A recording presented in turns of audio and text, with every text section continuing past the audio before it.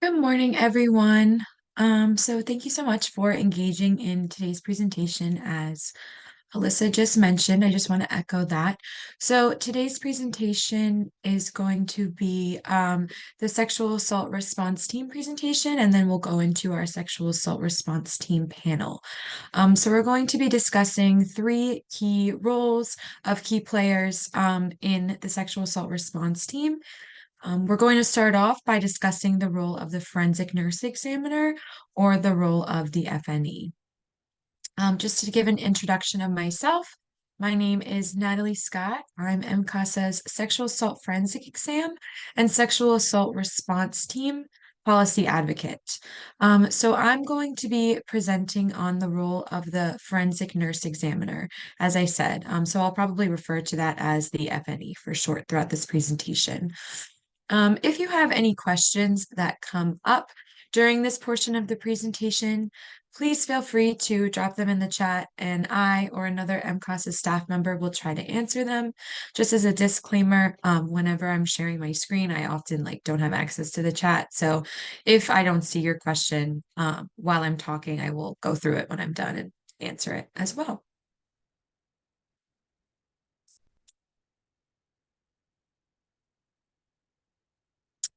So to start off, we're going to discuss what a SAFE is.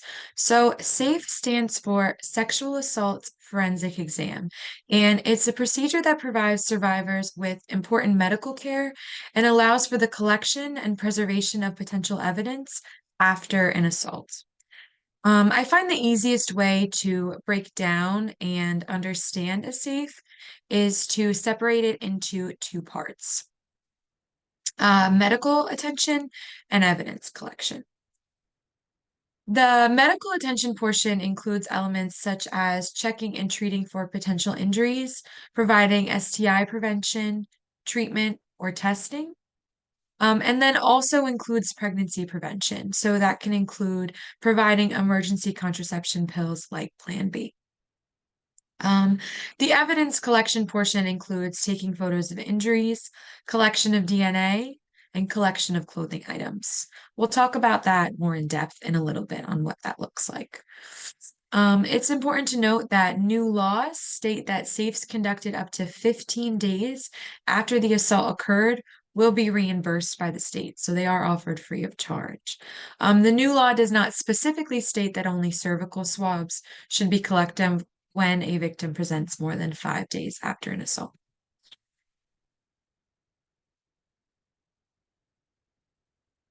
So, when understanding the process of receiving a safe and reporting sexual assaults, it's important to understand the different options for survivors. Survivors have options when choosing to report a sexual assault, either to the emergency department, law enforcement, and or to a rape crisis center advocate. Survivors reporting to the emergency department may choose not to receive the safe and simply just receive medical treatment. If they choose not to receive the safe, which means they won't be collecting evidence, advocate presence should still be offered as they are still a victim and or survivor of sexual assault. Um, Child Protective Services and Adult Protective Services are called in cases that involve child sexual abuse or cases that involve vulnerable adults. When I was first learning about this, I wanted to develop a better understanding of who was considered a vulnerable adult. So vulnerable adults, according to Maryland's Office of the Attorney General, are people over the age of 18 who lack the physical or mental capacity to provide for their daily needs.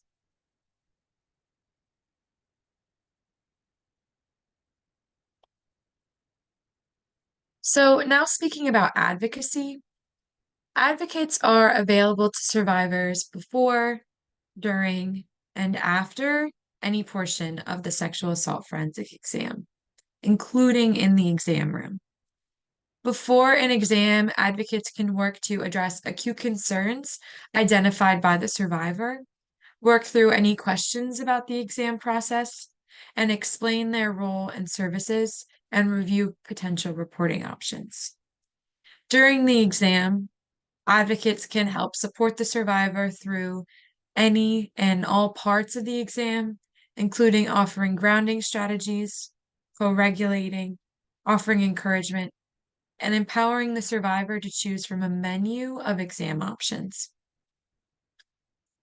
It's important to be aware of what to do if you're in the exam room. So, for example, don't speak for the survivor and don't touch nursing tools. It's overall important to understand your physical place and space in the room itself. It's also important to be prepared to ask the survivor if they would like privacy or for you to stay during various parts of the exam. So for example, some survivors want your physical presence during the narrative portion of the exam, but they may request privacy during a speculum exam or evidence collection. So just keeping those in mind. After the exam, advocates can work on safety planning for the post-crisis intervention period. So this includes connecting survivors with ongoing advocacy and community referrals and to address ongoing concerns. The safe hospital should have a protocol in place in which an advocate is immediately notified when a survivor presents to the emergency department. Advocates can work with forensic nurse examiners or FNEs and potentially law enforcement to ensure a timely, survivor-centered, coordinated response to the hospital. I also just want to add as an important note, a survivor may choose to have an advocate at the hospital, even if they choose not to have a safe completed. So I know I mentioned that earlier, but just want to kind of reiterate that. Um, Survivors are not required to have an advocate present, and they may choose not to. In this situation, an advocate can provide contact information or other relevant community referrals to the survivor to reach out in the future should they want to.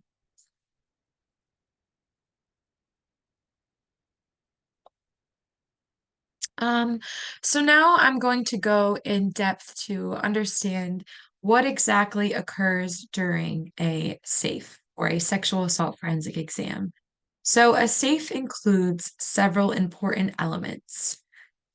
These include, to begin, a detailed interview by an FNE, a body exam, evidence collection, photographs, and finally, a documentation of findings. Excuse me.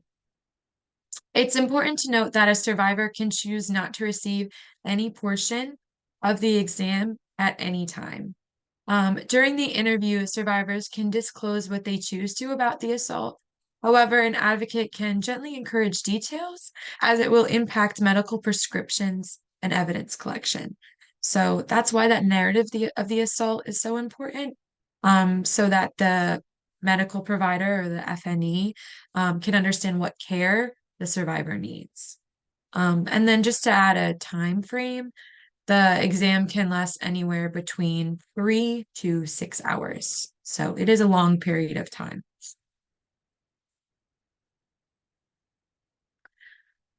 Okay, so moving on to the external body exam. During the exam, the FNE will look for bruising, wounds, and other injuries that may have occurred during the assault.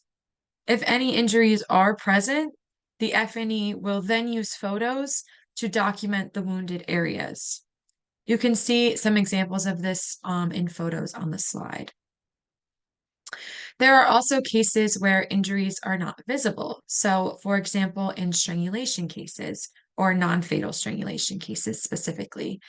In these instances, an alternate light source will be used, also referred to as ALS, to photograph the areas. So an alternate light source is a technique that can detect a bruising or injury that has occurred beneath the skin layer and is not available to the naked eye. Actually, in our frontline article that was published this past quarter, I talk a little bit about alternate light source and how it can detect like injuries and the percentages and like very specific statistics that I can't recall off the top of my head. But if anyone's interested in viewing that, can let me know and I can send it your way. So now we're going to discuss swabbing. So a forensic nurse will use cotton swabs to collect evidence from various parts of the body, including skin, inside the mouth, and under the fingernails. A genitalia and anal exam are also completed, in which a forensic nurse conducts both internal and external swabs of the area. The areas that are swabbed are based on the victim's narrative of the assault, as I stated earlier, provided to the F&E. So once again, I want to emphasize this is why providing details may be especially important, as it can guide evidence collection and increase the likelihood of obtaining DNA. As an advocate, one should never speak for the survivor or force them to provide more details than they are willing. However, supporting them during the process and helping explain why it's important to provide details may be beneficial.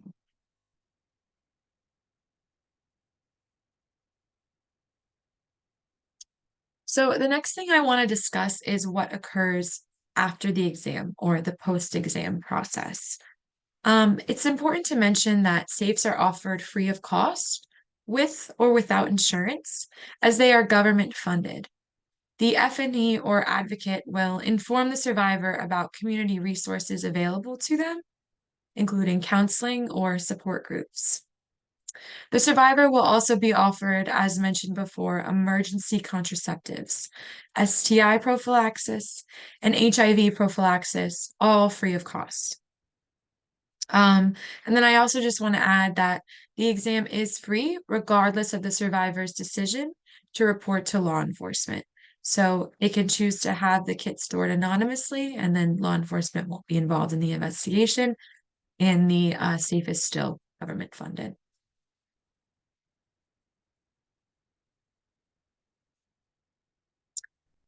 So now we're going to discuss evidence preservation. So there are several things a survivor can do to best preserve evidence before getting a safe. So for example, not changing clothes is important because the survivor's clothes will be collected into evidence during a safe. If a survivor does change clothes, they should bring the clothes with them to the hospital that they were wearing during the assault. It's also advised to refrain from using the bathroom, eating, drinking, or brushing one's teeth. Additionally, refraining from a shower or bath beforehand is also advised in terms of evidence preservation. I do want to emphasize that if a survivor has done any or all of the previous listed activities, do not discourage them from getting a sexual assault forensic exam. The forensic nurse examiner will still attempt to collect evidence.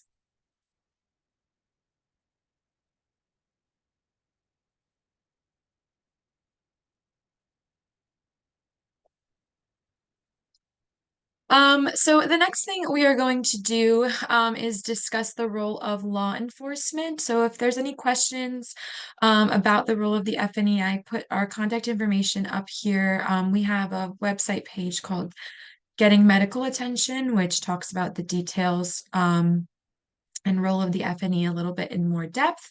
I can also put my contact information in the chat if anyone is interested in reaching out to me. But without further ado, I will hand it over to Grace. Thank you all so much.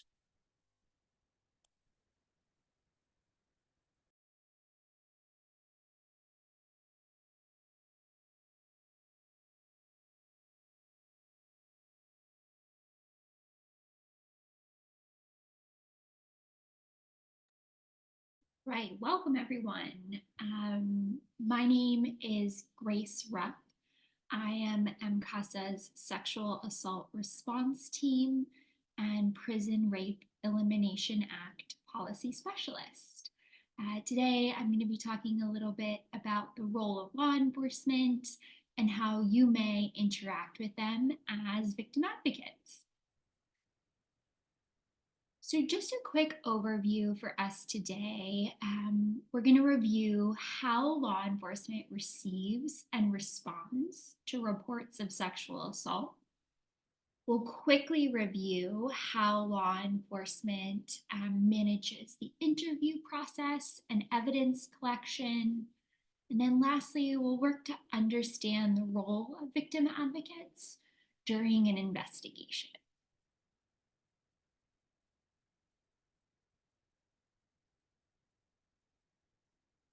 All right. So, how would law enforcement receive a report of sexual assaults?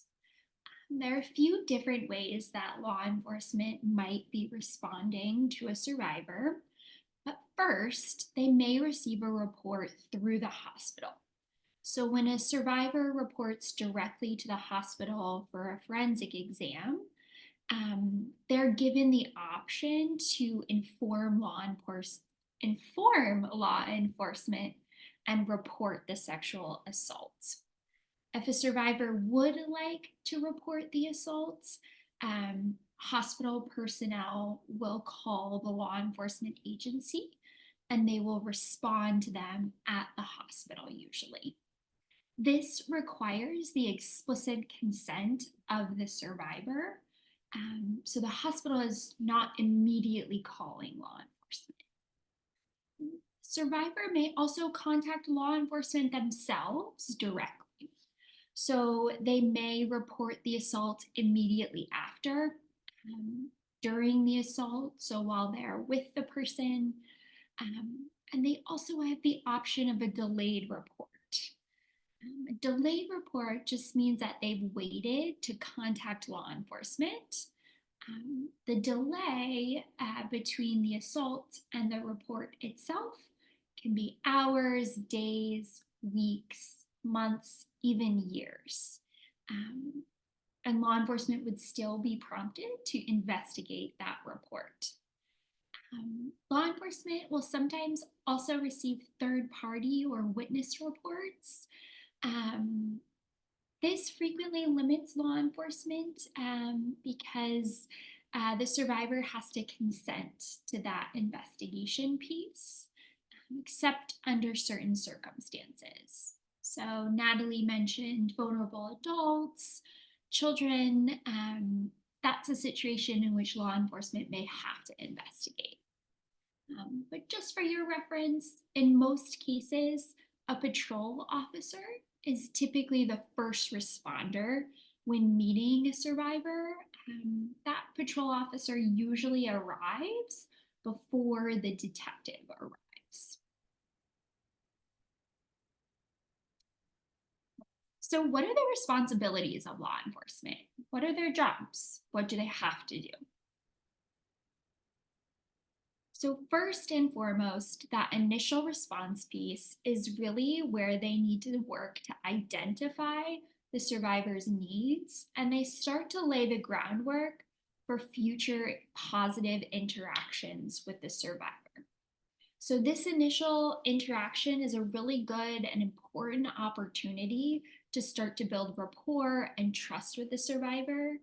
Let them know what next steps are and let them determine how they want to move forward. So, this often means that law enforcement will need to assess for emergency medical care and ensure that survivors are aware of sexual assault forensic exams. Just as a gentle reminder, SAFEs can be conducted 15 days after the assault, and law enforcement is not able to deny a survivor a forensic exam. As an advocate, it's your job to make sure that getting a SAFE is accessible for survivors. So this includes survivors that delay in their reporting. Even if the survivor reports after that 120-hour window, medical care can still be provided, like Natalie said. Survivors should have the opportunity to see a healthcare provider, even if evidence is not collected. Law enforcement's next priority, after addressing safety and medical care, is usually to work to begin to gather information and either identify or locate the suspect. So this is really where you start to see law enforcement ask some further questions to help support the safety of the survivor. They'll start to ask some of those W questions to get information around the location of the assault, the location of the perpetrator, and continue to work to ensure safety. And then lastly, if it is a current report, they'll work to secure and investigate the crime scene if they know where that is. It's important here that law enforcement works to build rapport with the survivor, speak compassionately.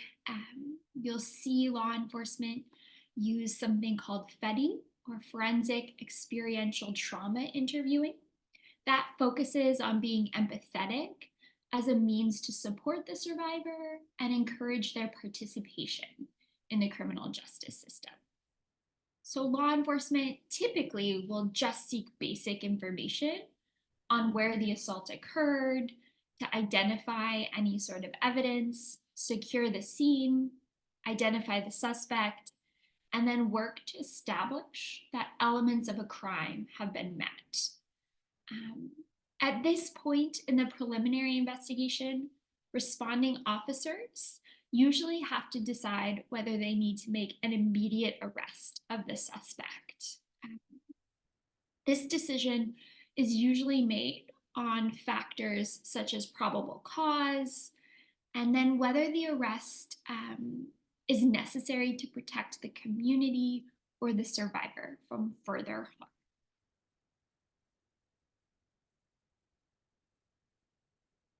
So after that initial response, law enforcement's responsibility typically lies in three key areas: protecting and supporting the victim, gathering information, and then protecting the crime scenes and collecting evidence related to the case.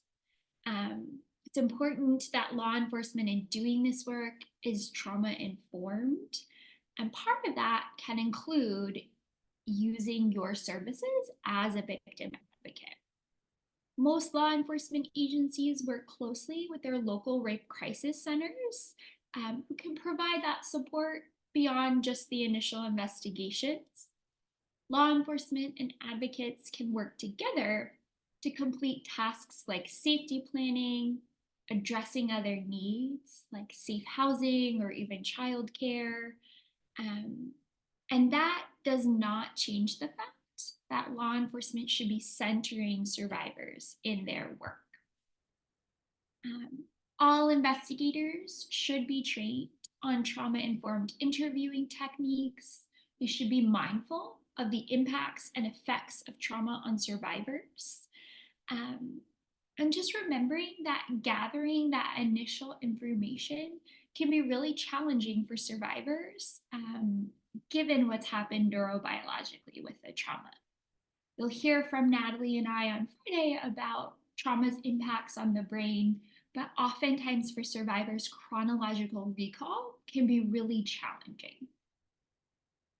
Then lastly, law enforcement should be aware that survivors may be experiencing trauma symptoms that affect their ability to recall events in a chronological order. Survivors may also be experiencing a wide range of emotions. And it's important that law enforcement remembers that there's no correct way to respond after sexual assaults. People are having a very normal reaction to a series of abnormal events. So there's no perfect victim or one way to respond.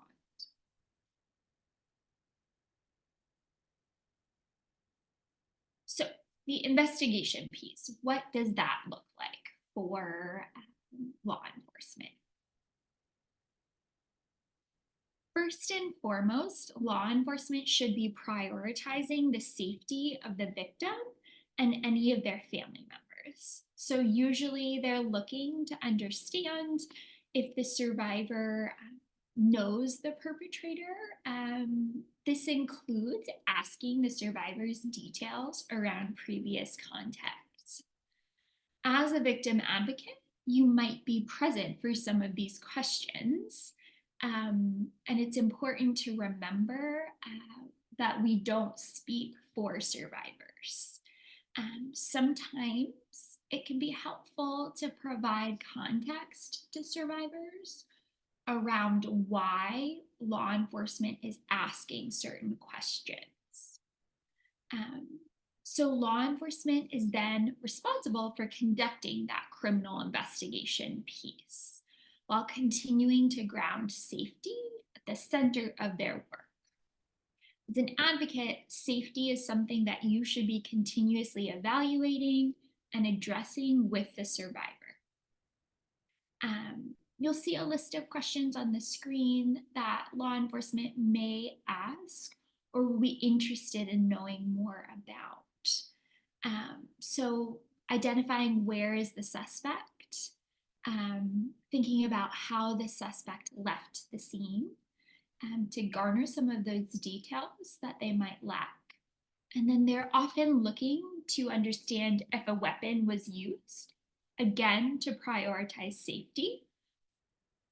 And then lastly, you'll see potentially law enforcement issue search and seizure warrants.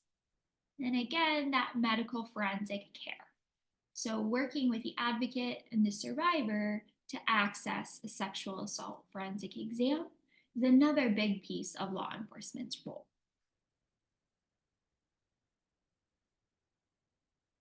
So the evidence collection piece, Natalie touched on some of this, but I want to review other types of evidence that law enforcement may be looking for as well.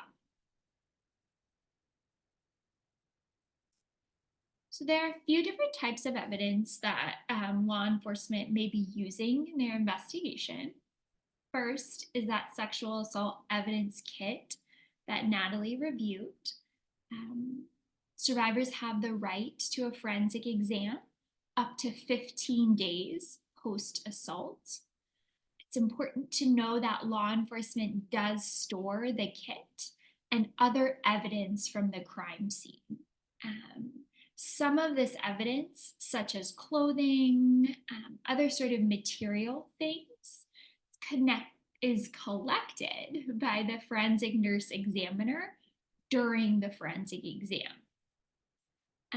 Law enforcement has the responsibility to collect the kit from the hospital and transport it to storage at a given agency. It's law enforcement's responsibility to safeguard that kit and ensure that it is stored in accordance with Maryland law and what we know about best practices. Of course, you'll see other items on the list here. This is not at all exhaustive, so you might see things like materials from the scene, pillowcases, blankets, condoms. You might see undergarments, other sort of digital images. See law enforcement ask about cell phone communications, social media use, but they're really using the details provided by the survivor or witness to guide their evidence collection. So this is not at all exhaustive, but this is what you might see law enforcement ask specifically about. So just quickly, anonymous reporting. This is often something that there's some confusion around. So please feel free to ask questions in the chat. Natalie and I will get to them. But it's important to remember that survivors do not have to report to law enforcement. They have the right to an anonymous exam. So they have the ability to get that sexual assault evidence kit collected, but not report to law enforcement. This means that there's no official police report taken until the survivor decides to report, which would be considered a delayed report. However, it's important to know that their kit is stored with law enforcement. There's no personally identifying information on the outside of the kit that law enforcement can see. And they would not be able to know the identity of the person unless that survivor makes a report. Kits are stored in Maryland for 75 years. Within those 75 years, a survivor can come forward at any time to make a report. It's at this time that the kit would be opened, tested, and law enforcement would seek those details. Um, you'll hear Jane Doe or John Doe kits. What they mean when they say that is anonymous reporting. Um, this really allows survivors to get access to medical care, that evidence collected, and any sort of STI and prophylaxis treatment immediately without having to report to law enforcement and for free. So it can be a really great option for survivors who are unsure of what they want to do within the criminal justice system. Anonymous reporting can allow survivors to take some time to process and recover from the assault prior to reporting to law enforcement. It's important to remind survivors that they can convert from anonymous to reporting at a later time at their own discretion. As an advocate, it's important, one, to know this information, but to be able to articulate it to survivors in a way that they understand. It's important to make sure that survivors have choice in this process so that they understand they don't have to report immediately, and you'll be supportive of whatever that decision is. Remember, we don't want to incorporate our own opinion into our work with survivors. So thinking about and encouraging them to do what's best for them, and making sure that they have all the relevant information to make an informed choice.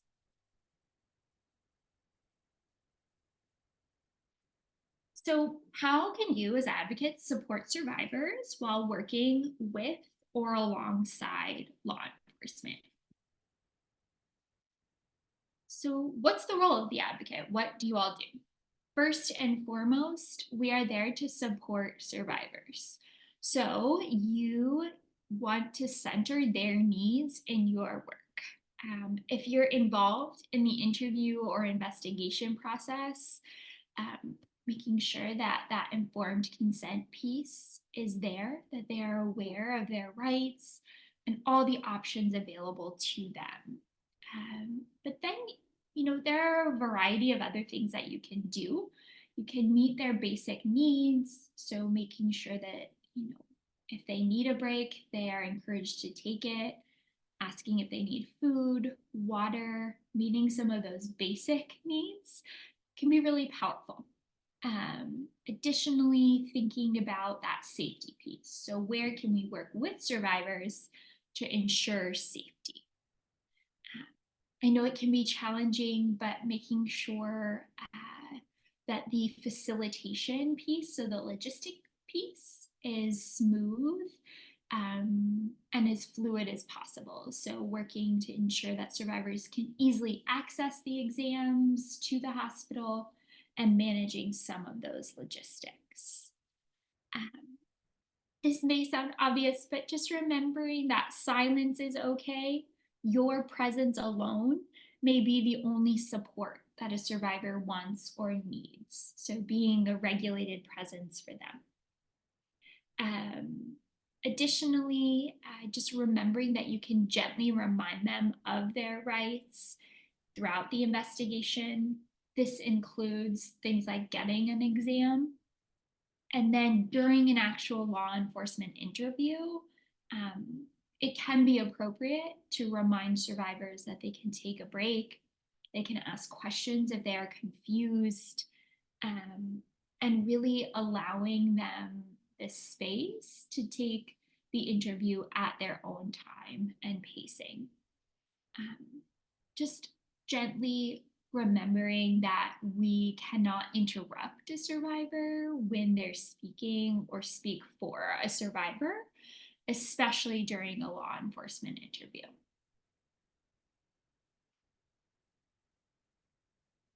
So just some basics to remember before I close out. We are there to provide emotional support.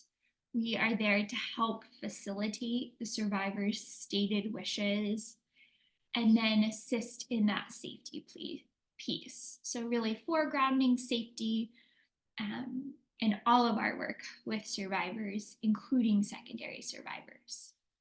Um, and then lastly, helping with other referrals. So when referrals are appropriate, can we make intentional handoffs to other community resources that best meet survivors' needs? We just want to, remember that healing and support looks really different survivor to survivor, and everyone has a different conception or understanding of what justice is. And that may or may not include working with law enforcement and supporting whatever that means to the survivor rather than imposing our opinions on what healing and justice looks like.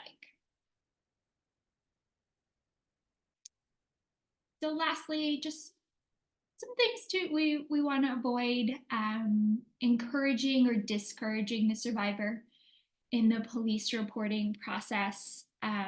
We may have individual strong feelings about reporting, but it's really important to keep those opinions out of our interactions with survivors so that they can make decisions that are best for them.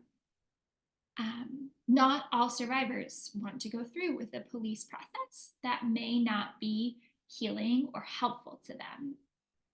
And then lastly, some survivors may ask you, like, what would you do in this situation? Or would you report?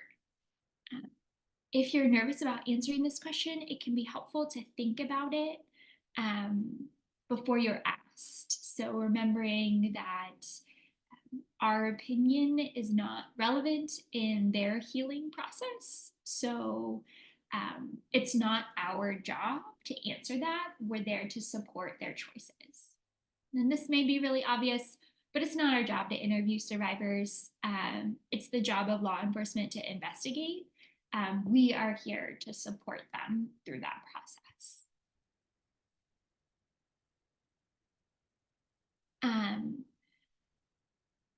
Just some common promises and things we want to generally avoid as well. We don't want to make promises that we can't keep. You heard yesterday about trauma-informed support. So avoiding things like the police will get them, they'll go to jail, making guarantees. We cannot guarantee anything in this investigation. So really being transparent in and around the services you can provide.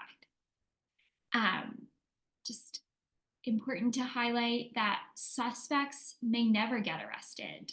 And even if they are arrested, they may not stay in jail.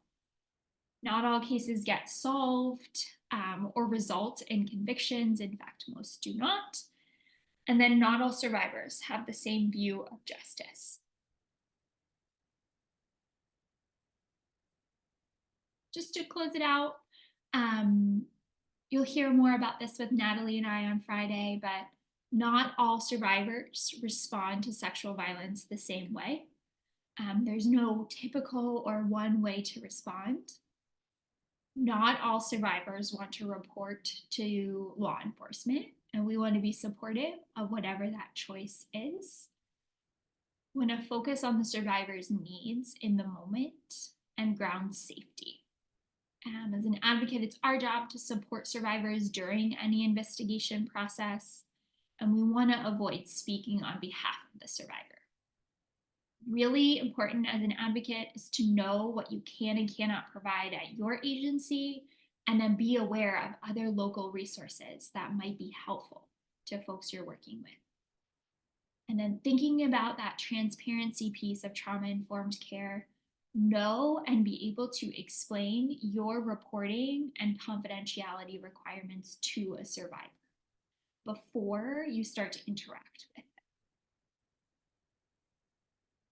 So here is my contact information. I will stay through the remainder of the webinar. You are welcome to reach out to me. But I will pop it off to Tiffany.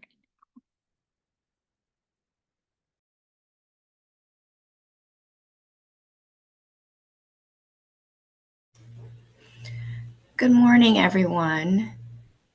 Give me a second while I share my screen.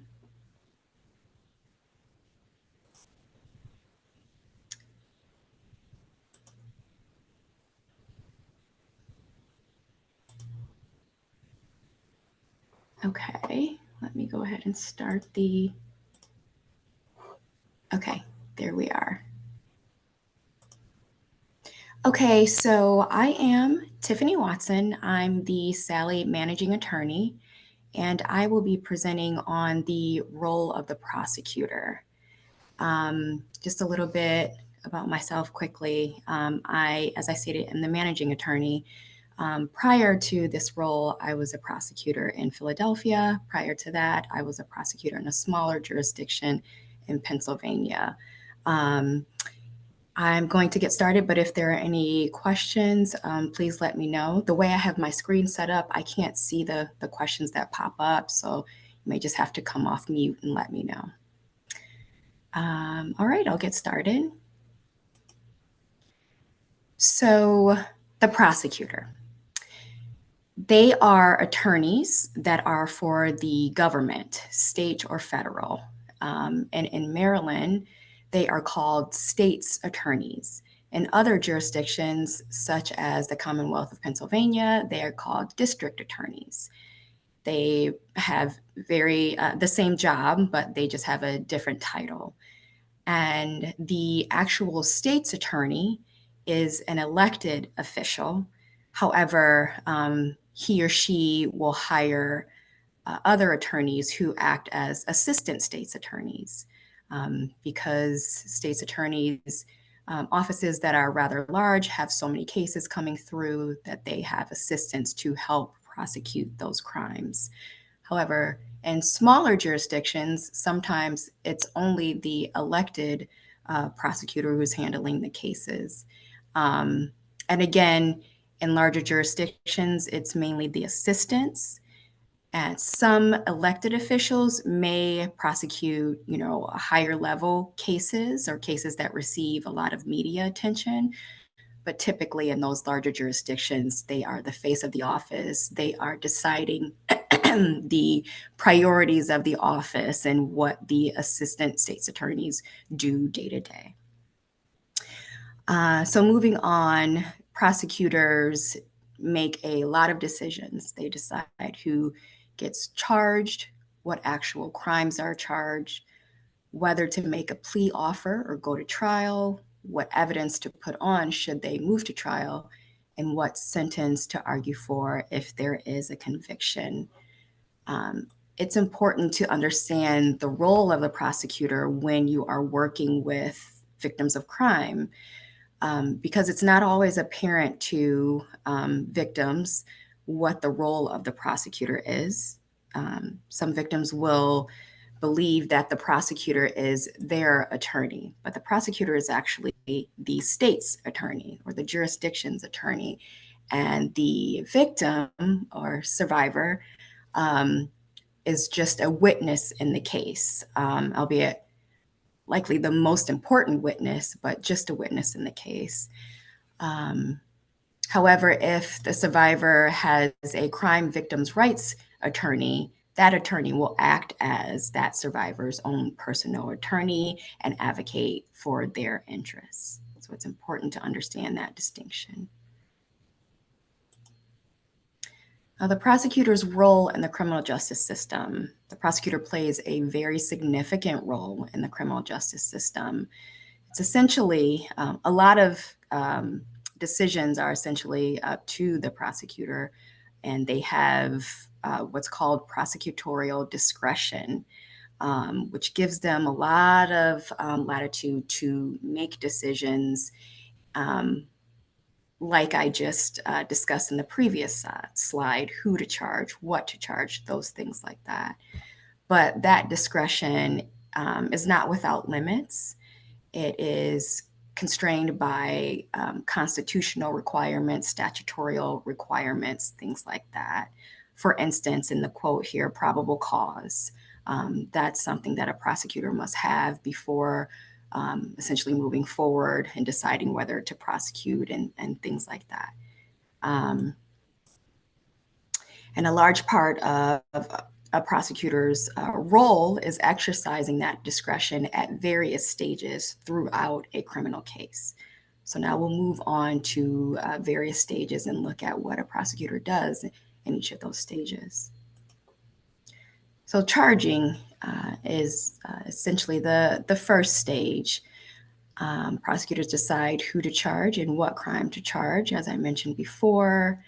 While doing this, they must decide if the conduct or the crime that was committed, or I should say, even before we decide whether a crime was committed, the action that the individual did, if those actions satisfy the elements of a particular crime or crimes. So each crime has a set of elements. For instance, breaking into a dwelling with the intent to commit a theft. So those are two different elements that the actions must meet both of those elements, and the prosecutor must believe that they can prove those elements based on the evidence. Multiple charges can be brought against an individual for just one act, and individuals can be charged with felonies and misdemeanors, felonies or misdemeanors. However, there is a serious difference. Misdemeanors are typically lower level and the punishment is a lot less. A lot of times, an individual may just be looking at probation time, depending on if they have been convicted of the crime in the past. However, felonies are much more serious, and individuals who are convicted on a felony are typically looking at more serious probation time and including jail time or incarceration. Now, after charging, or sometimes before charging, I should say, there can be interactions with the victim. You'll see here on the slide, there's a bullet point that shows or that states initial interview or screening interview. Sometimes a prosecutor will need to speak to the victim and learn about what happened in the case or receive more information, or they'll ask law enforcement to speak to the victim or to witnesses to conduct interviews and to draft statements so that the prosecutor really understands what has happened in order to decide what to charge. But after that stage, once there is a charge, there is a case opened up, there is probable cause to believe that that crime has happened. Prosecutors will then likely either themselves reach out to the victim or have a victim witness coordinator, which is an individual who assists the prosecutor. They typically work in the prosecutor's office, and they're assisting with contacting victims and relaying various information that prosecutors may not always have the opportunity to relay. So victim witness coordinator or the prosecutor may reach out to talk about a potential plea bargain. And that can sometimes happen very early on if the prosecutor has a complete, understanding of where the case may be and how strong the case is. They may offer a plea early on. If they determine that, it doesn't seem like this case is going to go to trial. It's a very simple case. I think this will end in a plea. Sometimes they will have the victim witness coordinator reach out and discuss that, or set up a meeting with the prosecutor to discuss that. Prosecutors will always reach out to the victim in order to prepare their testimony for trial, even in instances where the case may end up in a plea bargain or a plea agreement. Um, Prosecutors need to be ready for that plea to break down, meaning that the agreement just falls and breaks down, and they're not able to have that plea either accepted by the judge, or maybe the defendant decides, I don't want to plead anymore, I want to go to trial. So it's incumbent upon the prosecutor to prepare their witnesses, especially the victim, for that circumstance. It's important to note that conversations between victims and prosecutors are not protected by attorney-client privilege because, again, the prosecutor does not act as the victim's personal attorney. However, the notes that are taken during the discussions or any other prep materials that are created during that prep session may qualify as protected work product.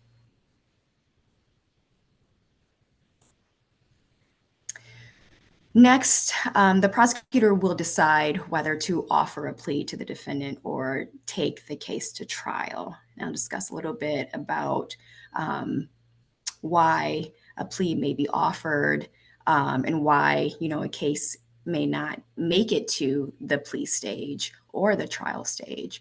So plea bargains, the benefits for a plea bargain are that it saves the victim from having to testify. And in a lot of cases, for instance, sexual assault cases, you're dealing with very difficult testimony. A survivor is on the witness stand talking about very uncomfortable, traumatizing, intimate details. So sometimes a plea is the preferred way for the survivor just to be able to not undergo further traumatization by the court process, which includes cross-examination. So sometimes a survivor will decide that that's the better way for me so that I can move on with my life and not have to go through further trauma. Also, a plea bargain is a sure thing. There is, as part of the plea bargain, there is an offer made to the defendant to plead guilty to a certain charge, either one charge or a number of charges, in order for the case to be concluded, and they will know that they are going to get a specific sentence. So it's a sure thing for not just the defendant to know what their sentence is going to be, but also for the survivor to know, okay, this person is going to be sentenced to this. I, feel comfortable with the sentence. I'm okay. I can move forward, and I know that they will be punished and somehow receive some sort of rehabilitation for their actions. Now, on the flip side, if the case ends in a plea agreement, let's say that the survivor is not necessarily happy about the plea agreement or the plea offer made by the prosecutor. And side note, it's important to state that it's the prosecutor who makes the decision about the plea bargains, but a prosecutor is required to reach out to a survivor or a victim to let them know what the plea bargain will be and get their thoughts and feelings and consider those thoughts and feelings when making those plea bargains. So sometimes, a survivor or victim may feel, that's not enough. And sometimes those plea bargains are made even though the victim may feel that way. Or sometimes, depending on the evidence, a prosecutor may decide we're going to, have a plea agreement entered, and the victim doesn't get to testify. So sometimes, that can be a bit disappointing. And plea bargains are sometimes just affected by what's going on with the state's attorney's office and or the defendant. Sometimes the state's attorney's office is just so inundated with cases that judges can't hear every case or juries can't hear every case. Every case cannot go to trial. There are lots of crimes committed every day and lots of charges that are brought forward every day. And it's just not possible to put every case on a trial docket. The prosecutor's office and the courts would just implode. Or so sometimes those circumstances make it just unlikely that a case will go to trial and it needs to end in a plea bargain.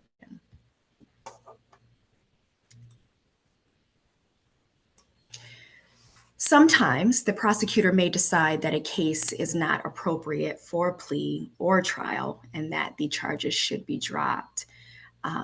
Those are more rare instances, but they do happen. A lot of times the prosecutor has decided that there's just not enough evidence to establish the elements of the crime beyond a reasonable doubt at trial. Or other evidence comes forward that exonerates the defendant or the person that was charged, or witnesses are no longer cooperating and a key witness has either, left the jurisdiction and the prosecutor cannot make contact with them. So the case will fall apart without their testimony, or they're just no longer cooperating. So those are all the things that come into play when a prosecutor is deciding how to move forward and whether they can move forward. It's important to note that if charges are dropped, according to Maryland law, survivors can ask to speak to the prosecutor to learn the reason as to why the charges are dropped. And that helps with helping victims move forward, understanding what was the prosecutor's, what they considered and why that decision was made.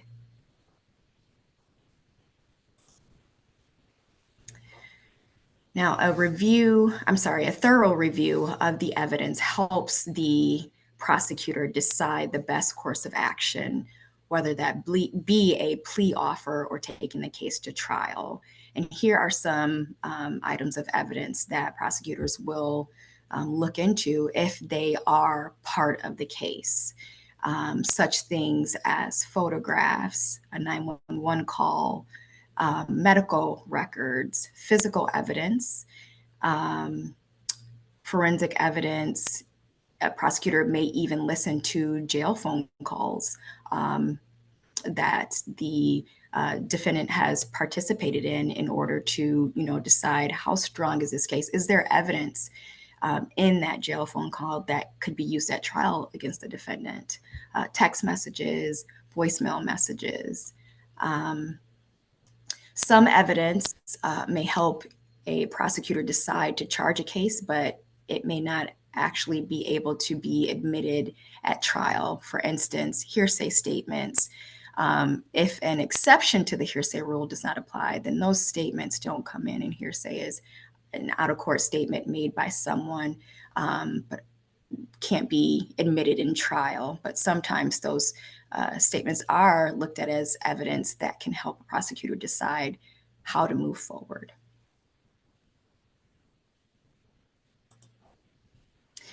If the case proceeds to trial, it can be a bench trial or a jury trial.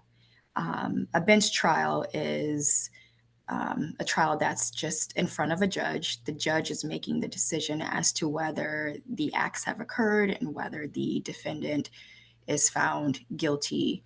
A jury trial, the judge is still present and making evidentiary decisions, deciding what kind of evidence can be presented and what should not be presented. But it's a jury that is deciding whether the defendant is guilty or not. And I've included here just the process of a jury trial. I should note that a bench trial is much faster and shorter.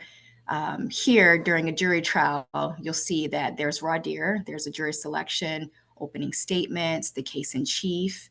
And the case in chief starts with the state presenting their case, because the state has the burden of proving, as I stated before, every element of the crime beyond a reasonable doubt. So the state will go first. And then the defendant has a right to motion for a judgment of acquittal, basically saying, Judge, the prosecution hasn't presented enough evidence to even get this case to a jury. So a judgment of acquittal will be requested, meaning we don't even need to get to the final stages, which includes the defendant's case, because there's just not enough evidence here. If a judge decides there is enough evidence to move forward, then it'll move on to the defense's case in chief. However, a defendant has an absolute right to remain silent. Defendant is not required to put on a case, to present any evidence at all, or to testify. That is a Fifth Amendment right and is absolute. After the defense decides whether they want to put on a case or not, there's a chance for rebuttal. And then there will be closing statements, and jury will decide a verdict. In a bench trial, there typically are not opening statements, and there's not voir dire. So the trials typically move a lot faster, and you're not taking time away for the judge to make evidentiary hearings, because the judge is just, the person making all of the decisions. It's also important to note that during the case in chief, when the prosecution is presenting testimony from the witnesses, that a lot of times other witnesses will be excused from the courtroom. That's part of the rule on witnesses, that which requires exclusion, because witnesses are not allowed to listen to each other's testimony. However, that rule is not automatic. It needs to be requested by the parties. Now, after a trial is held, and whether a jury has found the defendant guilty or not, or a judge has found the defendant guilty or not, I'm sorry, no, there has to be a finding of guilty. We're on sentencing now. Sorry, I misspoke. If a judge has found the defendant guilty, or if a jury has found the defendant guilty, sentencing then occurs. It is only a judge that decides the sentencing. So again, a jury will decide the guilt. However, the judge will decide the sentence. And the sentence is based on sentencing guidelines that are provided by law.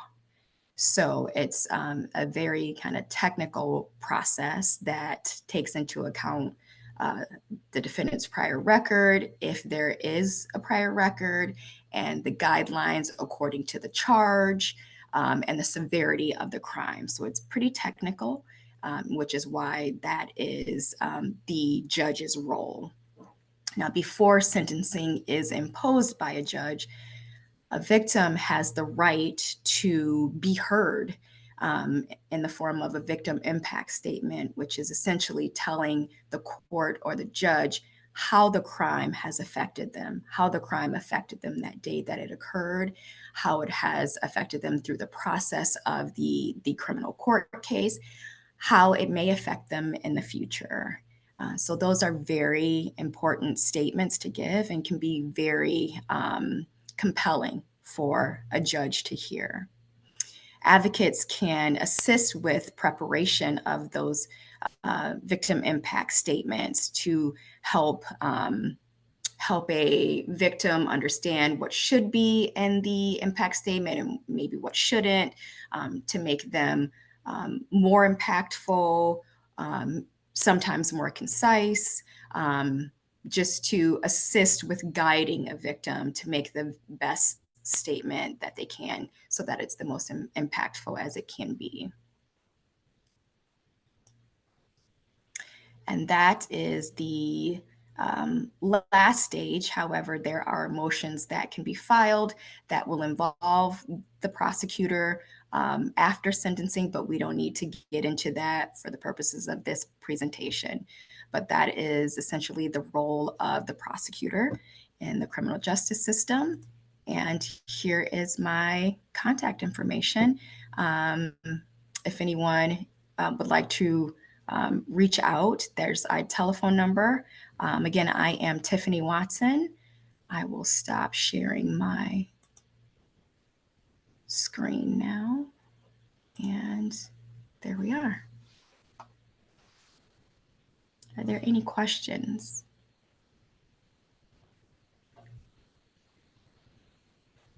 All right, thank you all so much for joining us.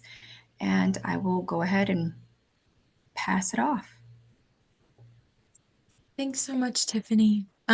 So now we're going to move on into our sexual assault response team panel of the presentation. So we will hear directly from those who have the roles that we just discussed. So that includes a law enforcement officer, a forensic nurse examiner, a prosecutor, and a rape crisis center advocate as well. I'm going to just ask that these participants get pinned. I'll give Alyssa a second to do so to make sure everyone is present. And then I think all the participants who are sitting on the panel are on the call. So if you want to turn on your cameras if you're ready, make sure you all get pinned and we can start to get started.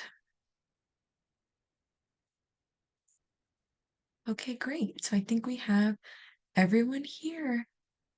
Give me 1 second.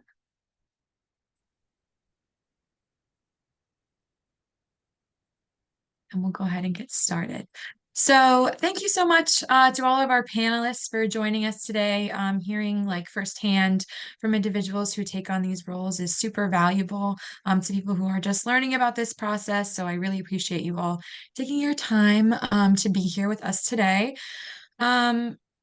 As I said, these individuals work on different sexual assault response teams throughout the state to help pursue this interdisciplinary and victim-centered response that we've talked about throughout today's presentation. I'm going to basically just give a walkthrough of what the panel is going to look like. Before I do that, I just want to give an introduction to each of our panelists. So to begin, this panel includes, for the role of a rape crisis center advocate, we have Delaney Smith-Clark. So Delaney has worked in victim services for over 15 years, serving as a crisis advocate and victim services coordinator with the Domestic Violence and Sexual Assault Center. Dr. Smith-Clark has also worked in the human services field with different populations, providing case management, teaching, and training. Her everyday purpose is to better the lives of victims and survivors through empathy, education, and empowerment. And she earned her doctorate in leadership from Regent University. So welcome, Delaney, and thank you so much for joining us today. Thank you. And my name is pronounced Delane. Oh, got it. Perfect. Thank you. I'm sorry about that. Okay. So moving on, we have Bonita Leiter. So she is a BSN, RN, and FNE, and she has been an emergency room nurse for over 26 years. In 2017, she embarked on a transformative journey into a field of forensic nurses into a field of forensic nursing, excuse me. As of May 2022, she assumed the Forensic Nurse Program Coordinator role at Baltimore Washington Medical Center. In addition to this role, she also functions as the SART team leader for Anne Arundel County. So thank you so much for joining us today as well. Thank you. For the role of the prosecutor from the state's attorney's office, we have Ashley. So Ashley is the deputy chief of the Special Victims Division at the Montgomery County State's Attorney's Office. She has been with the state's attorney's office for 13 years and has worked in the Special Victims Division for 10 years. She prosecutes domestic violence, physical and sexual child abuse, and sexual assault cases. Good morning, everyone. So thank you so much for joining us. And then finally, for the role of the law enforcement officer, we have Sergeant Jason Morrill, who has been with the Howard County Police Department for 19 years. He joined the domestic violence section in January of 2020, and he joined the sexual assault response team in October of 2021, when his role expanded to include all sexual assault cases. So thank you so much. Thank you. Good morning. So I just want to thank you all again so much for your time. I really, really appreciate it. And then just to give a rundown of how questions will go, I'm going to start with a general question for each of our panelists. So just for organization purposes, we'll start off with Bonita, and then we'll go to Jason, and then we'll go to Ashley. Delane, some of your questions are more specific to advocate work. So when we get to you, I'll give you your question. So it's phrased in a way that's more applicable to your work, if that makes sense. If you miss a question or your audio cuts or you need clarification on anything, please let me know and I'm happy to repeat or clarify anything. For our participants in the chat or in the audience rather, if you have questions that come up while we're going through like our predetermined questions that we have prepared, you can feel free to put them in the chat and I'll review them as time allows and try to get to them as we move forward. So if you all are ready to go, we can go ahead and get started. So to start off, what is important for a victim advocate to know about your role in the sexual assault response process? So we'll start with the role of the FNE. One thing that I would love the advocates to realize is that the role of the forensic nurse is multifaceted. When in a short period of time, we're meeting the patient or the survivor, we're developing a rapport with them. We have to gain their trust and then instill in them that they're safe with us and they're always in control. While we're doing that, we're also doing our assessment, kind of like our physical assessment and doing our psychological assessment and realizing, like listening to their story, where we're going to collect the data. Our minds are always going. Then once we do the medical forensic exam, it's intrusive. It can be re-triggering. It's a very difficult thing for the survivor to have to go through. So having the advocate in the room and knowing the roles and the different layouts of our exam and how we go through it is very helpful and very supportive for the forensic nurse. Like our job is so much better with the advocate in the room supporting them. So just knowing our role and what we do. Great, thank you so much. I think that really points out just how crucial the role of the advocate is throughout this process. Jason, you can go ahead and respond if you're ready. So yeah, for us, for the police side, and we have multiple ways we're looking at it as well. We're trying to, one, it's victim centered. We're trying to take care of the victim. But when we're asking our questions, going through the process, we're also trying to check boxes to get us to, if we have probable cause to do a search warrant or a suspect or something. A lot of that stuff is sometimes time sensitive. So we're trying to cater to the victim's needs, but also we're trying to work to keep our criminal case going. And I guess sometimes that comes off as a little off-putting for the advocates and triggering and tough, I guess, for the victims to have to go through that stuff, because unfortunately they have to repeat themselves a lot, because they'll go through the patrol officer first, and then when we get called out, they'll have to go through it a second time. So that first day, they're at least having to go through it at least twice at a minimum, if not more than that. Great, thank you so much. Ashley, I will hand it over to you. Thanks. So as a prosecutor, we're not there for the initial response of the police and the nurse and all of that. So our role is more on the latter end of the process, but obviously it's a long process to get to a jury or a plea or whatever.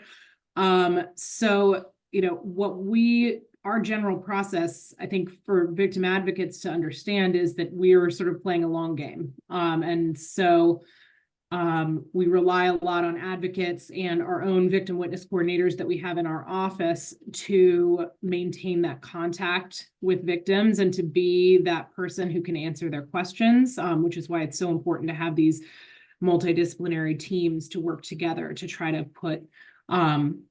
give as much support for these victims as possible, because our process does take a very long time to get to whatever the justice is that that particular case is going to provide. Thank you so much. I really appreciate how that response to like lays out how each individual person involved in this response like plays a different role in each timeline as well. So for Delane, how do you explain your role as an advocate to others in the response process or to the survivor? So for me, I think it's very important to, as an advocate, to provide emotional support. I tend to use 3 E's when I'm working with victims or survivors. That's empowerment, empathy, and education, because I recognize that victims are the experts to their experiences. So I also like for them to provide their views, their thoughts, and their concerns. But also as an advocate, I try to be well versed in services and resources and all the information that they may need, and not to just stop after the sexual assault or whatever services that are provided here. I want to work with them on long-term basis beyond the crisis response. So that could be housing, that could be hotel, that could be food, it could be clothing, whatever it is.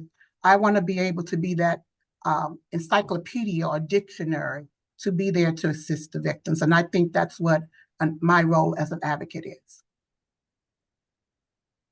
Great, thank you so much. I really like that analogy of being an encyclopedia. I think that's a really powerful example. So moving on to our next question. Before we do that, I got a question in the chat. Ashley, I think it's more directed towards you. Somebody asked, what is the average time for from assault to legal outcomes? Ooh, I don't know the average time. I can tell you anecdotally that, a person is entitled to a trial within 6 months of being charged, but there are a lot of reasons that those things get postponed. So usually my experience has been that it's about a year from charge to trial. But sometimes we're not able to charge right away. So in a lot of cases, we have to wait for DNA evidence to make sure we have enough evidence to go forward, or we're waiting for a suspect to be interviewed to get their side of the story, or there's search warrants that need to be executed on electronics, that there's a backlog at electronic crime. So there's just a plethora of reasons why things might not get charged the day after someone reports a sexual assault. But once it's in the system, probably a year is a good estimate. Got it. Great. Thank you so much. So moving on to our next question. How do you work with victim advocates throughout the sexual assault response process? So before, during, or after an exam or during interviews. So I'll go ahead and hand it off to Bonita. Okay, so we partner with the YWCA, and prior to them coming in with a sexual assault patient, they usually come in they get a tour. We go through, we don't have a suite here, but we usually walk through the what the patient goes through when they're with us. And then we show them where all the like the pantry is, where we have clothing, where we have toiletries and stuff like that for the patients when they're done the exams. We also go over we have our discharge packet with all of our resources and everything, and we go over that in the exam with them, telling them how we do things. So like I was saying before, knowing our role, we go over so that they're very familiar with our role and our discharge papers. And our discharge papers has a lot of things that they already work with, like the VINE program and like this, your rights as a victim. After that, when they come in for a sexual assault, they kind of like fall into place with us, and they just are in the room. If the patient wants them in the room, they can be in the room for the whole exam. They can, they're in there when we're talking to them. They advocate for the patient, and it just makes everything so much smoother having them. Afterwards, like Delane was saying, we kind of don't have an after with them, because once they leave the ER, that's it. We don't have follow-up with the advocates unless we happen to talk to somebody. But other than that, they're the ones that follow up with the patient. As far as the advocacy goes.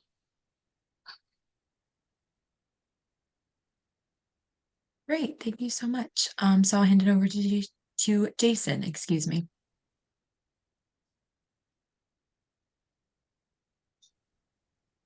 For us, typically we work with HopeWorks. They're our advocates. They usually be at the hospital. When we have our initial contact with the victims, typically we're fine with advocates being there. When we actually get down to the point where we're doing recorded interviews, typically we don't have the advocates present doing the interviews unless the victim really needs that support. We have an in-house advocate as well. Whenever we have a significant incident involving sexual assault, we forward them the contact information for the victim so they can make contact with them after the fact and keep them abreast of services the department allows. And our in-house victim advocate and our HopeWorks rep are in our SART meetings. We review cases, so they're present for that stuff. So if they hear like a specific victim needs extra services, we're able to get them pretty quick. We've actually had, with our in-house person, we've had it happen a couple of times. We brought in a victim to the office for that second or third interview, and as we're talking to the victim, we realize they need immediate intervention, like counseling, something right then and there. We've been able to walk down the hall to our in-house advocate, grab them, bring them in, and put them in contact with the victim right there. So that's been helpful a few times. Great, thank you so much. Ashley, I will hand it over to you. So again, we're not at the initial stage of this, although we are lucky enough to be co-located with the sexual assault team for the Special Victims Investigations Division. So sometimes they do call on us to assist in the beginnings of investigations, which is another great multidisciplinary thing. So, but, so it's a little bit complicated for us working with victims advocates. In Montgomery County, it's usually VASAP, which is the Victims Assistance and Sexual Assault Program. Because we also have our own victim witness coordinators who are assigned in our office to work with victims. And I think most offices have that as well. We have statutory requirements for victim notifications that we have to send out when a case is brought to the circuit court, which is where we handle jury trials and serious cases. So we send out, much like Bonita was talking about, that they get all sorts of, information. We send out their rights as a crime victim and information about the Criminal Injuries Compensation Board and things like that. So one thing that is really helpful that victims advocates can do is work with them through all of that paperwork, and work with our victim witness coordinators to sort of help us understand where the victim is on in their process of recovery, because sometimes people don't want to talk to a million people when they're 2 weeks or a month or 6 months into this. So having that connection with an advocate is a great bridge for us to understand where our victim is in terms of their willingness and ability to proceed through the criminal process. Great, thank you so much. So for the role of the advocate for this question, can you tell us a little bit about your work with victims and other professionals before, during, or after the SAFE? So pretty much, as already been alluded in this conversation, that I work in concert with forensic nurses, the law enforcement, sometimes prosecutors. So being the first responder, we'll get a call, or it would come from the hospital, it may come from an outside person.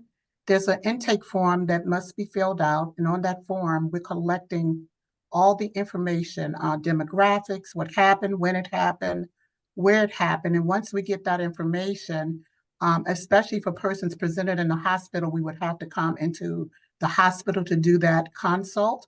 Once we get here, we would make sure that person is registered, triaged, medically cleared, but we also want to give them their options. There are 4 options that we will present. The first option is to report. They can have the SAFE exam. and all of the medications and all the other services that are free. The second option would be an anonymous, getting all the above information. The third option would be medically seen in the emergency room. They may not want the exam, although we do not turn anyone away. If they want an exam, we would give them the exam, but if they want to be medically checked out in the emergency room, we would give them that option. And then the last option would be, I don't want any of that, I just want medication. So after we go through all the options, we would then know if they want to report. We will also connect them with the police to come do the report. Or if it's an anonymous, we can also call the police just to get the case number, because that's how we would identify them along with the MRN number. So throughout that whole process, after that, we would bring them over to DVSAC. That's where the advocate or other advocates or myself will work with the forensic nurse. So we work in concert with her to make sure she has the assistance that she needs.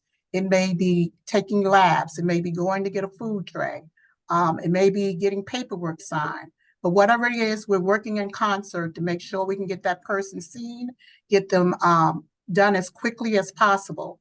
Then after the exam, of course, there's more to it in the exam, but you'll find that out when you ask the question about the forensic nurse. But after that, then I do follow-up again to make sure there's other services that I can provide.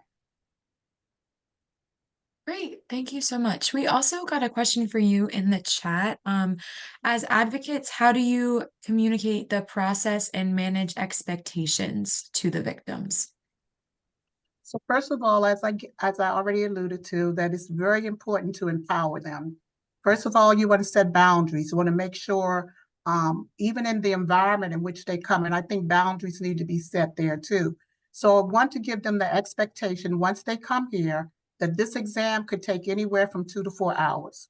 We want to tell them that. Sometimes they want to know, what is the process? So sometimes I would tell them, but it's based on, I'm not the nurse, but I would tell you what could possibly happen. So if they want the plan B, if they want HIV meds, whatever the case may be, I try to provide that type of information to them. So once they come over to DVSAC, their expectation would be they already know what to expect once they get in. But of course, the forensic nurse would have to deal with the medical piece of that. Okay, great. Thank you so much for that insight. So moving on to our next question. Excuse me. What should a victim advocate be able to explain to a survivor about your role in the sexual assault process? So things to touch on might be confidentiality, number of times typically interviewed, or mandated reporting. So we'll start off with the role of the FNE again. So for us, the one thing that I would like them to be able to communicate is that transparency, being very transparent with the survivor. Delane did a great job of explaining our consent form that we use. When I'm going over the consent form, I always let the survivor know that it doesn't matter what they're signing here. If they're signing, yes, they want this, or yes, they want that, and then halfway through the exam, they don't want that, that's fine. We, like Delane said, empower them to let them know that they are in control. They decide what we want to do. They can have one part of it, they can have no part of it, or every part of it.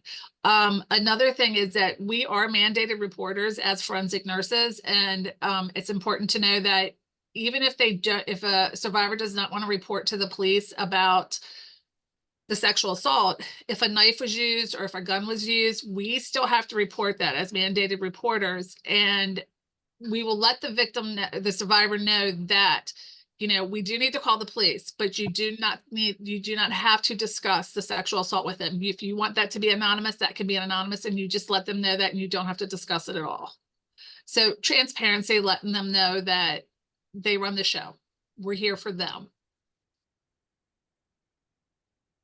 Great. Thank you so much. Yeah, I really like that way that was described, that you're there for them and that they get to decide from like a menu of options. Jason, I will hand it over to you. Okay, so for the victim advocates to relay for us, I think our main role is the criminal investigation. So we're doing things to try and see if we can figure out if there's a crime that's occurred and can lead to an arrest. But the victim still does have some control in how the investigation goes. At any point during the investigation, they can pause it or stop it if need be, because we can't go forward without a victim, so we need the victim to stay on board with us. There's certain steps in the investigative process that require the victim's assistance. One of the things that we do for these kind of cases, we do what's called a one-party consent call, where we'll have the victim, if they're willing, contact the suspect, and we're monitoring that call. That's not something you have to do. Like they can say no to us. They can pause things. There's certain things that we're going to do. Like if there's an actual crime scene, we're going to do a search warrant. That's not something that really would involve the victim. Additional interviews, that kind of stuff. Typically, like I said, it's the initial like patrol interview is one, and they're just getting real basic facts. Once they figure out there's a sexual assault, they usually pause their role at the scene, and then they call it the detective. We come out and interview, so just an interview probably that same day, and usually at least I'd say a minimum of 3 interviews, one more. But depending on how the investigation goes, it could be a half dozen interviews, and they're all recorded. Us in particular, we do our interviews at an off-site location. It's basically in like a doctor's office, so it's very discreet. So when they show up, no one thinks they're coming to the police. They think they're coming to just normal day-to-day stuff. We do, do our best to keep everything confidential. And I think it was mentioned before, the investigations, like there's no cookie cutter way to look at it. They take a while, depending on what steps we need. It could be a couple weeks, could be a couple months before we're ready to file charges. So just it'll take time. Yeah, thank you so much. So Ashley, I will hand it over to you. So I have sort of 2 answers to this. One is big picture and one is more granular, answering the sort of timing and confidentiality issues. So first of all, I think in explaining to a survivor the role of the prosecutor in the sexual assault process, one thing that I think we struggle with a lot is the fact that the system, the criminal justice system as a whole, is set up to protect the rights of people who are accused of crimes. It is not set up to protect the rights of people who are victims of crimes. Now, we have rules in Maryland that are by statute that protect victims' rights, but the Constitution is all about the defendant's rights. And I think that's very hard for people who have been through such traumatic events to understand, that we, as prosecutors, have to work within the system where the defendant's rights are being protected. And that's as it should be, because these people are accused of extremely serious crimes. But for people who have been through this, watching their accuser have, all sorts of dispensations, well, they confessed, well, the statement was thrown out for a technicality or something like that. It's very hard for victims to go through. So one thing that I try to stress to victims that I speak with when I do meet with them is, look, the criminal justice process is a part of your recovery, but it can't be everything. You can't base your well-being on what ends up happening in court, because yes, we're going to do everything we can to hold this person accountable through the criminal justice system, but you have to take care of yourself. And so the more we can impress upon someone that the process itself is traumatic without deterring them, that, we can't guarantee any results and things like that. And sort of to tag on to that is, sometimes we can't proceed with cases. Sometimes we make plea offers that victims think are much too light, or sometimes we have to go forward on a case where we have a victim who doesn't want the person to go to jail, and they want, and we feel like we need to ask for prison time. I have a case with a victim right now who doesn't want her rapist to go to jail. He is the father of her child, and but unfortunately he has committed the same offense against a previous partner, and that case did not proceed for a number of reasons. And so in my judgment, I think, I'm not comfortable resolving that case without some amount of time in prison. because I represent the state of Maryland, not the victim. That said, I also say, look, I want to be on the same page with you, and I want to make sure that we are, that we both understand what we're doing. So explaining that role and having a victim advocate who can explain, look, I'm here for you. The state's not necessarily here for you, even though we are generally on the same team, if that makes sense. It's a hard dichotomy to explain. And so then in terms of like the more granular aspect of this, to explain to when victims are thinking, when am I going to meet with the prosecutor and what's that going to look like? Every prosecutor in every office does it slightly differently, but I would say that the general framework is that we try to meet with victims before indictment, but we don't, because of police investigations that are recorded and things like that, we generally don't talk with them about the facts of the case. It's not another interview. We refer to it as a meet and greet. We're just putting our face in front of someone and getting them to sort of start establishing a rapport. We'll have either a phone call or a meeting in person to talk about what a plea offer might look like. And then before trial, sometime in the month before trial, that's when we meet and we go over all the questions we're going to ask in court. And so for advocates to understand, that's our general framework. But if somebody wants to talk to us more or doesn't feel like they can handle it, to talk to us at all, we want to know that as well. So please keep in touch with us. Another thing that I've experienced a lot with survivors, especially in the aftermath of criminal charges being filed, they want to tell me more about what happened and things they've remembered, which is all fine and perfectly understandable from a trauma processing perspective. But anything that they put in writing and send to me or anybody in my office or the police in an email becomes another statement that they've made. And we have to turn that over to the defense. So if they want to talk with us, that's fine. We still have to turn over inconsistencies or things that might affect their credibility. But if they want to have a conversation with us about what happened, it's better to just do that over the phone rather than writing it down, because they'll probably tell their narrative slightly differently. It doesn't mean it's inconsistent, but it could be portrayed by a defense attorney as being inconsistent. So those are the more granular aspects of it. But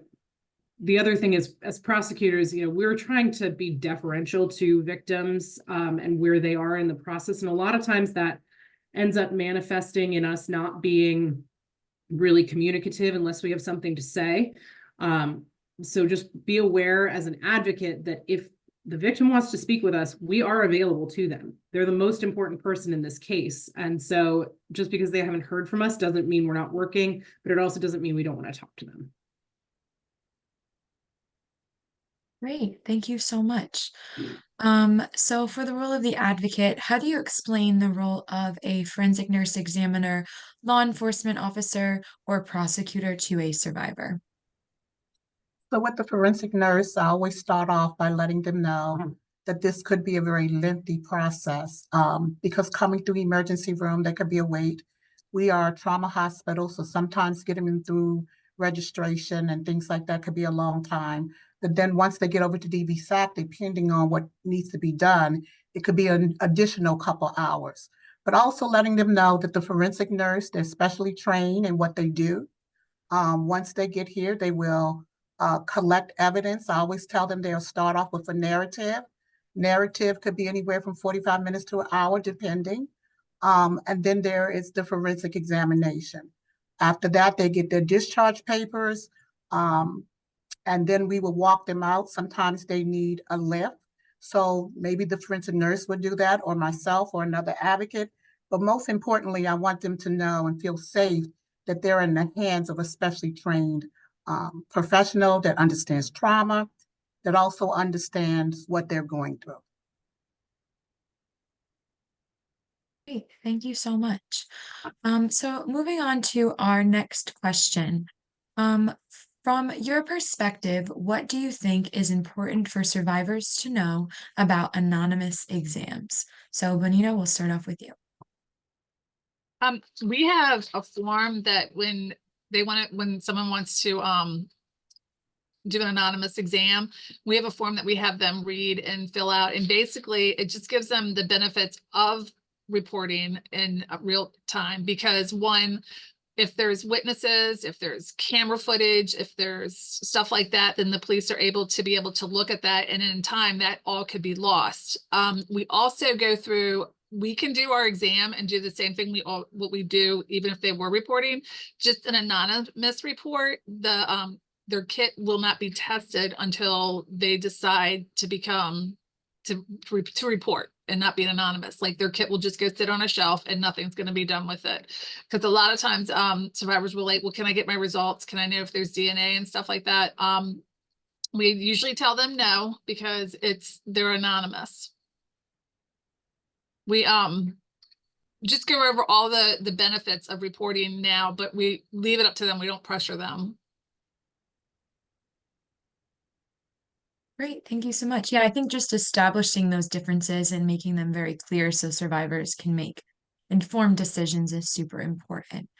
So Jason, I will hand it over to you. From your perspective, what do you think is important for survivors to know about anonymous exams? So whenever we get a call from the hospital that they have a Jane Doe kit, which is what we call them, is we'll send out either a detective or patrol officer. They'll go grab them and submit them to the property room, and we hold them indefinitely. If at any time the victim decides they want to come forward and go through with a full investigation, they can contact us with just the information they have from the hospital. We can match it up to the safe kit and start an investigation. It gives us a starting point. Unfortunately, sometimes if it's years that they're waiting to report it, we'll lose things like surveillance footage and that kind of stuff, but at least we have a starting point. Great, thank you so much. Ashley, from your perspective, what do you think is the most important?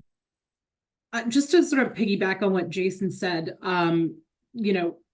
wherever a survivor is in the process when they're at the hospital making an anonymous report, there's no problem with that, but it does affect our ability to proceed later. And I do think that, victims should understand that if they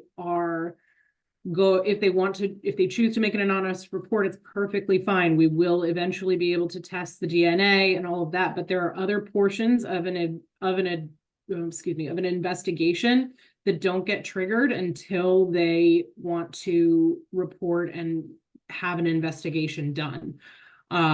So surveillance video is a big one. Somebody says that they came into my apartment building and we don't have that footage because it's deleted after 30 days. The opportunity to do a phone sting, a controlled call where we're listening, where the police are listening in. Now, can we do that 2 years later? Of course, or potentially, of course, but it's probably way more suspicious and the person might be much less likely to make inculpatory statements. Collateral interviews with people that they told, we can of course interview those people years later and those people will most likely remember what they said, but it's more credible and easier to argue to a jury if those people are interviewed within days of the assault. So I think it's important for victims also to understand that yes, you can report anonymously and decide to come forward later, but it does affect the amount of evidence that will be able to be generated in your case. Great, thank you so much. So Delane, the question is ordered the same for you for this one. What do you think is important for survivors to know about anonymous exams? To let them know if they're not ready to report, they do not have to report because, trauma's real. Sometimes it takes time for them to be ready to speak up and tell what's happening to them. And so I would think if they could come when they're ready to come, it would be an easier task for the police. They'd be more open and willing to talk about it. And they also want to know if their information is going to be remain safe and sound, that we're not going to give it out. So we also tell them that their name is not on anything. It's sealed up. They're identified only by a number. So just wanted to also let them know that they are safe by doing an anonymous kit. Great, yeah, thank you so much. I think the establishment of what that anonymous kit means and how their identity is protected is super important as well. So moving on to our final question. In your opinion, what do you consider to be the most beneficial aspect of a sexual assault response team for both your profession or organization and for survivors? So, Benita, we'll start off with you. I think the most important thing is being able to develop professional relationships and collaborating with the different disciplines on the team. I think doing case reviews in real time would help with meeting the gaps that survivors may need in real time, and also working just to develop a victim-centered best practice for survivors. Great. Thank you so much. Jason, go ahead. For us, I think probably the best part about the SART team is just being able to have different perspectives. We have a very like a narrow scope of how we handle problems, and it's just nice to have folks that can think outside the box and come up with ideas that maybe we didn't think of. And it's good to have the folks in the room so we can have immediate access to services for our victims if we need it. If we have somebody that we see is definitely needing services, we have those folks right there. Great. Thank you so much. I think just pointing out how everybody's profession offers a different perspective is super important. So thank you. Ashley, I will give it over to you. So I think the ability to have everyone be in their roles and be able to perform their own role to the best of their ability without having to be, you know, for me, I often have to remind myself I'm not a social worker. I'm not an advocate. I want to be there for this person, but that's not my job more than as, you know, the prosecutor on the case. So knowing that there is a whole system in place to support this person through the process is huge for me in my job and sort of dealing with the vicarious trauma. And then also just knowing, having those relationships with people so that, you know, the head of our forensic unit at the hospital that does the forensic unit, if a big case comes in and she needs guidance, she'll text me and she'll text the sergeant of the sexual assault unit, you know, doesn't matter time, day. And we know that we can do the same if we have questions for her. So it's those relationships are critical to our ability to support victims to the best of our ability. Great. Thank you so much. Elaine, I will give it over to you. So what do you consider to be the most beneficial aspect of a sexual assault response team? So I also believe it's collaboration, and it also fosters an opportunity to build relationships while also providing a forum for discussion and problem solving among everyone else, and to promote a comprehensive approach to sexual assault. Great. Thank you so much. So we do have a few extra minutes and we did get a question in the chat. So I'm just going to address that. If that is okay with everyone, we'll go in the same order. Somebody asked, how do you, as witnesses to such cruelties, such as sexual assault, take care of yourself? So we'll start off with Bonita.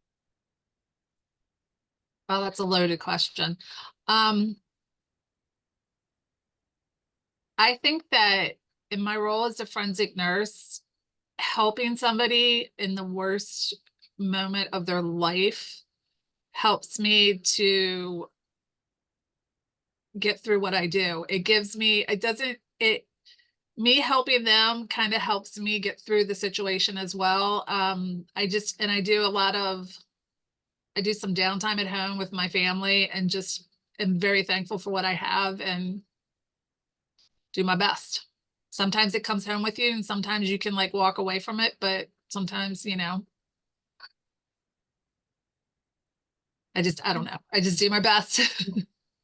Yeah, no, that definitely makes sense. I think that, you know, this work is very mentally taxing. And so being able to process it in whichever way you can, and whether that's like taking benefit from helping people or compartmentalizing or doing whatever you need to do. So thank you.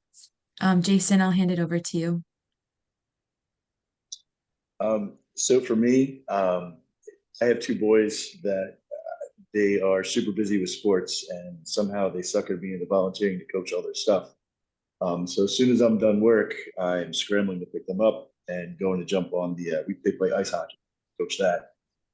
So my brain has to switch real quick. So it's actually kind of easy for me to leave the stuff at work. I immediately have to go to coach mode, go get a goof around with a bunch of 10-year-olds on the ice for an hour and a half, 2 hours.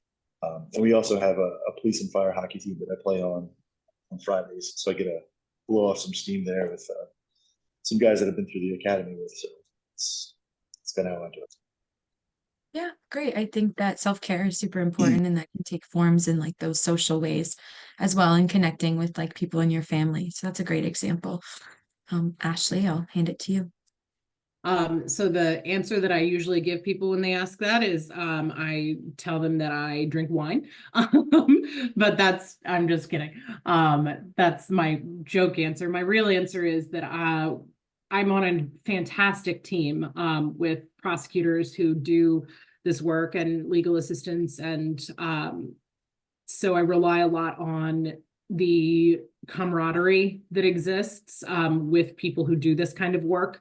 And that includes members of the SART. You know, we can all sort of put our, our collective experience together and recognize how traumatic it is, and then also talk about our kids and sports games. And so that helps with the compartmentalizing, that we're all doing the same thing.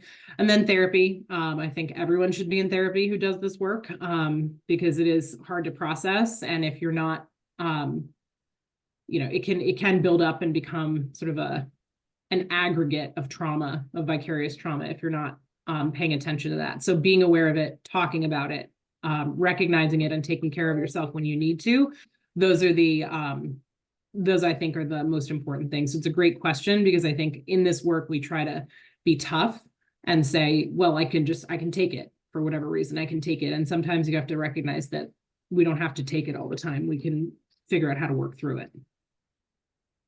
Great. Thank you so much. Delane, I'll hand it over to you. And I guess for me, I had to learn about self-care, because this work, I really do love this work. And I don't just say it. I believe I work as I love it, but I'm also recognizing what I love. I can't let it kill me. So now I am taking time, taking leave when I need to take leave. I have accountability buddy that I'll call. Hey, I'm going through this today. I need to talk to you about this. And so we can walk through it, because this is hard work. You're coming in every day, you're dealing with trauma, and people don't realize, although you're not in their trauma, you are experiencing trauma. So I think it's very important for all of us to try to find ways it could be a little thing. I color on my phone. Sometimes I use that as therapy, but I am really learning how to take care of myself. That's not something I used to do. And setting boundaries too. So I would say it is very important. Great. Yeah, thank you so much. I definitely agree and want to echo everything you all said, that taking care of yourself during this work is super important. So that we can all put our best foot forward. So thank you all so much for joining us today and answering my questions and the questions that we had from the audience. That is all I have for you all. I want to just thank you all again so much for your time and volunteering your time and your expertise. It's really, really appreciated. So without further ado, I will hand it over to Alyssa, who is going to close this out. Thank you.